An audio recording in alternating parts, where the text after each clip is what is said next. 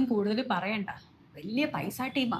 സ്ത്രീധനം നിങ്ങൾ വിചാരിക്കണേക്കാട്ടി 10 ഇരട്ടി കൂടുതൽ കിട്ടും. ആ കാര്യമൊന്നും ഇവിടെ പറയാൻ നിൽക്കണ്ട. ഓ, ഞാനൊന്നും പറയാൻ നിൽക്കുന്നില്ല. കല്യാണം നടന്നു കിട്ടിയാ മതി. എന്നാ വാ.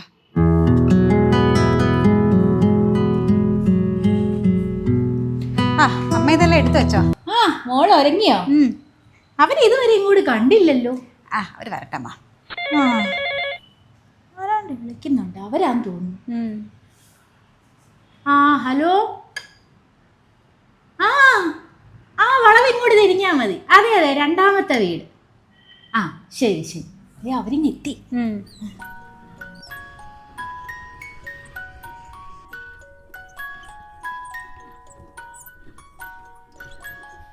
സരസ്വതി അമ്മേ, ഇതാ ഞാൻ പറഞ്ഞ കൂട്ടര്. ഇത് പയ്യൻ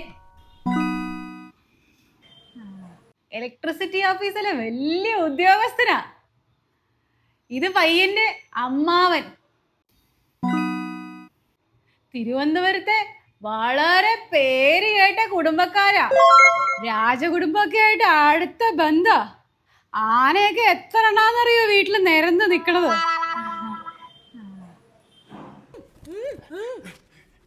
അയ്യോ, എന്തു പറ്റി? ഒന്നുമില്ല. അമ്മാവനാണ് ഓൾ ഇൻ ഓൾ. പിന്നെ ഇങ്ങ് കേറി വന്നപ്പോ ഈ ഫോട്ടോ ഉണ്ടല്ലോ, ഈ ഫോട്ടോയിലുള്ള ആ മീശക്കാരൻ ചേട്ടനെ ഇവരുടെ വകയില് ഒരു അനന്തരവന്റെ അമ്മാവനായിട്ട് വരുന്നാ പറയണേ. അപ്പൊ രാജകുടുംബമായിട്ടുള്ള ബന്ധം ഒന്ന് ഊഹിച്ചു നോക്കിയേ. എന്നാ പിന്നെ സരസ്വതി അമ്മേ, കൊച്ചിനെ വിളിച്ചാലോ?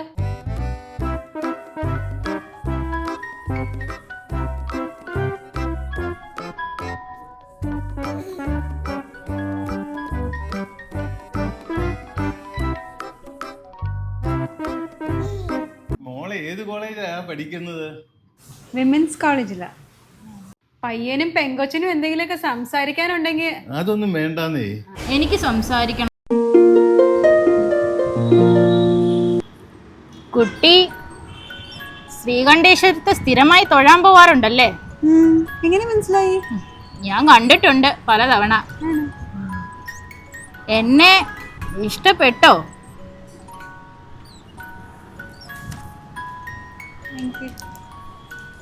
എന്നാ പിന്നെ ഇനി അങ്ങോട്ട് നമുക്ക് ഒരുമിച്ച് തൊഴാൻ പോവാം.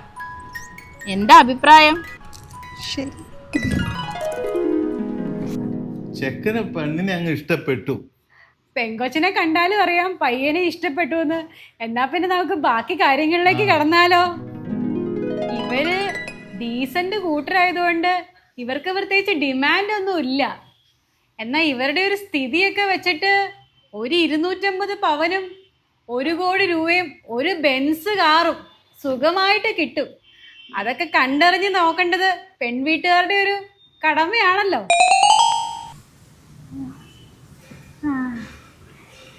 നിങ്ങൾ ഇരിക്കേട്ടോ.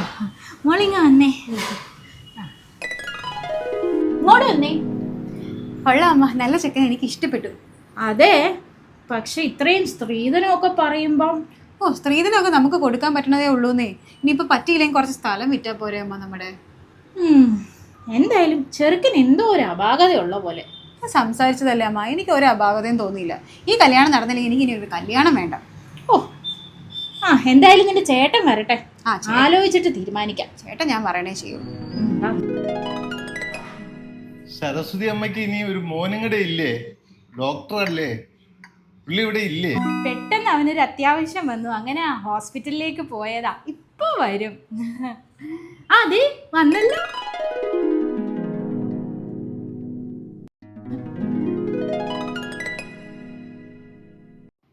അയ്യോ അമ്മാവാ.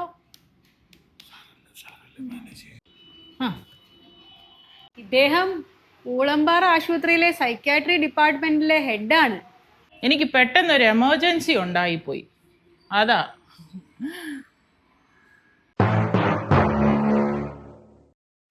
ഇവനല്ലേ ഇല്ലവൻ. നിങ്ങൾ ഇരിക്കുക കേട്ടോ, ചായയൊക്കെ എടുത്ത് കുടിക്കേ. അമ്മേ ഇങ്ങോട്ട് വന്നേ. നിങ്ങൾ ഇരിക്കുക കേട്ടോ, ഇപ്പൊ വരാം. ശരി.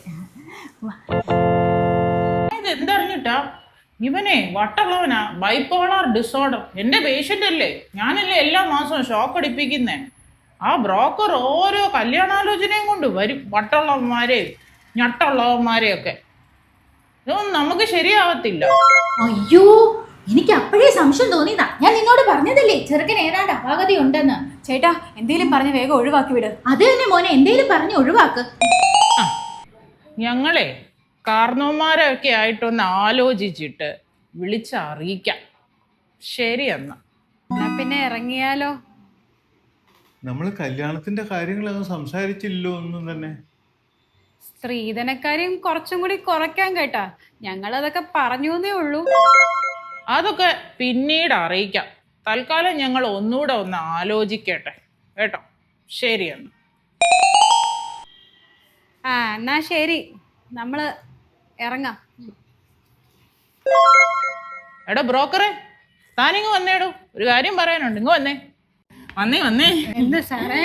എടോ, ഞാൻ ഡോക്ടറാണെന്ന് വിചാരിക്കത്തില്ല. മേല എന്റെ പെങ്ങക്ക് ഇങ്ങനത്തെ വട്ടന്മാരെയും കൊണ്ട് വന്ന എനിക്കറിയാം. അയാൾ എന്റെ പേഷ്യന്റാ. സാറാണ് അവനെ ചികിത്സിച്ചോണ്ടിരുന്നത് എനിക്ക് അറിയില്ല. തന്റെ കൂമിനിട്ട് ഇടിക്കും ഞാൻ. മനസ്സിലായോ? ഡോക്ടറുള്ള വീട്ടിലേക്കൊന്നും കല്യാണം ആലോചിച്ച് ചെല്ലില്ല സാറേ. മേലെ എന്റെ വീടിന്റെ പടി ഓട്ടി പോരുത്. അയ്യോ സാറേ പോട്ടെ. ഒത്തില്ല വേഗം സ്ഥലം വിടാം. അവർക്കെല്ലാം മനസ്സിലായില്ലേ? പിന്നെ അല്ലാണ്ട് ഇവനെ ഷോക്ക് അടിപ്പിച്ചത് ആ ഡോക്ടറല്ലേ. ഡോക്ടറുള്ള വീട്ടിലേക്ക് ആരെങ്കിലും കല്യാണം ആലോചിച്ച് ചെല്ലൂ? ഓ, ഇനി പൈസക്ക് എന്നാ ചെയ്യണേ? എനിക്ക് അത്യാവശ്യം കുറച്ച് പൈസ വേണം. അതെനിക്കറിയാൻ പാടില്ല. നിങ്ങളുടെ കയ്യിൽ ആ ഡയറിയിൽ എനിക്ക് പറ്റിയുള്ള കേസ് ഉണ്ടോ എന്ന് നോക്കിക്കേ. ഈ വയസ്സാം കാലത്തോ? വയസ്സൊന്നും പ്രശ്നമല്ല, ഇച്ചിരി പൈസ കൂടിയാലും കുഴപ്പമൊന്നുമില്ല. നല്ല കമ്മീഷൻ മേടിച്ചു തരുമോ? കമ്മീഷനൊക്കെ നല്ല കമ്മീഷൻ തരാം. ആ എന്നാ പിന്നെ ഞാൻ നോക്കാം.